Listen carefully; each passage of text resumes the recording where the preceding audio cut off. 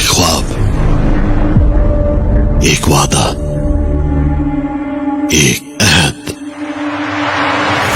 اس آزادی کی تحریک میں ایک نعرہ گونجتا تھا، پاکستان کا مطلب کیا؟ اب حقیقی آزادی کے لیے وہی نعرہ دوبارہ گونج رہا ہے۔ پاکستان کا مطلب کیا؟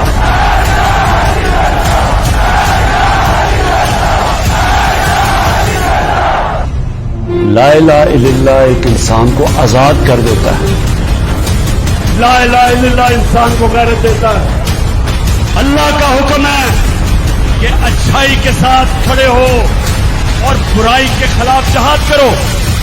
یہ جو اب وقت ہے یہ اپنی ملک کی حقیقی آزادی کی جہاد کا وقت ہے۔ میں آج اب پاکستانیوں کو کہہ رہا ہوں کہ توڑ دو یہ خوف کے بت کو توڑ دو۔ اس سفر کی ایک منزل 1947 کو ملی، آزادی۔